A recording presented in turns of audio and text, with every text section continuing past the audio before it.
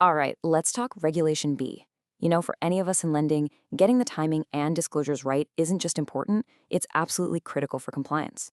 So, in this explainer, we're going to map out the entire journey, from the moment an application lands on your desk all the way to the final decision. Let's jump right in.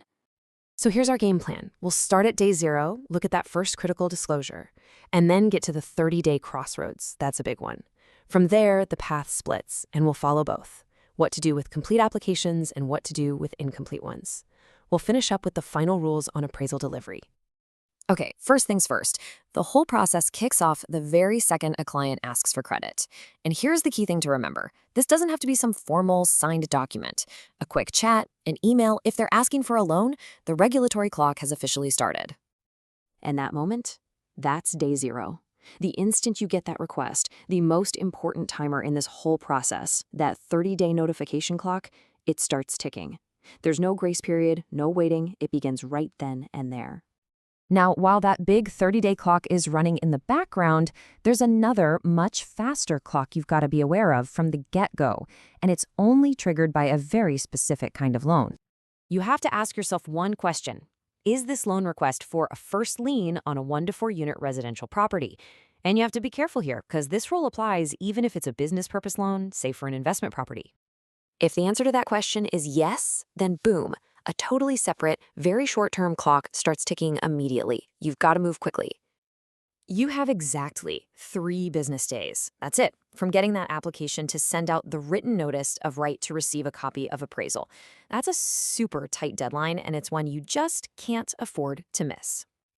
All right, let's get back to that main 30-day clock. We're now at the first major fork in the road, a real decision point. And where you go from here depends entirely on the state of the application itself. So the big question you have to answer is the application complete? And what that really means is, do you have everything your bank normally needs to make a decision for this kind of loan? All the info you regularly obtain and consider.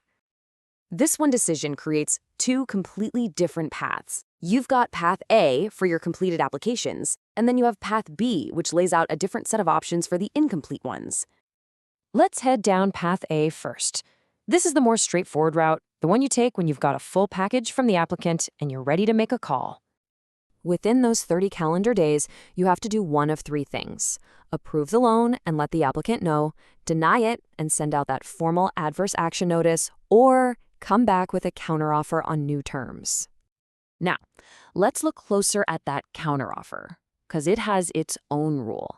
If you make a counter and the applicant either turns it down or just ghosts you, a whole new clock starts. You now have 90 days from the date of your counteroffer to send that adverse action notice. Okay, let's hit rewind and go back to that fork in the road. What if you're on path B? The application is missing stuff. Well, you still have to take action within that initial 30-day window. So you've got 2 main choices here. You can just deny the application flat out for being incomplete, or, and this is really the recommended practice, you send what's called a notice of incompleteness, or an NOI. Honestly, it's just better for customer service and gives them a fair shot. Now, for an NOI to actually be compliant, it has to do 3 specific things. You have to spell out exactly what you need, you have to give them a reasonable deadline to get it to you, and you have to state that if they miss that deadline, the file's closed. What happens next is totally up to the applicant. If they don't respond, the application is considered withdrawn, and you're done. No more action needed. But if they do send you the missing info, the application is now considered complete, and that 30-day decision clock, it resets and starts all over again. You're now back on path A. Okay, we're coming up on our final step, the last major requirement in this flow. No matter which path the application went down, if an appraisal was part of the process, you have one more thing to do. You have to deliver a copy. And the timing here is super specific. You have to give the applicant a copy on whichever of these 2 dates comes first, either promptly after you get the finished report back, or no later than 3 business days before closing, whichever is earlier.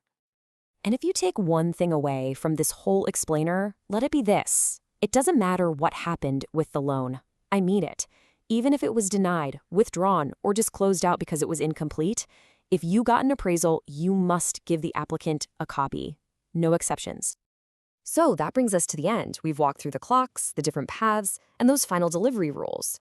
It really all boils down to one question you should take back with you. Looking at your current process, is it truly built to handle that 30-day clock every single time? Thanks for joining me for this explainer.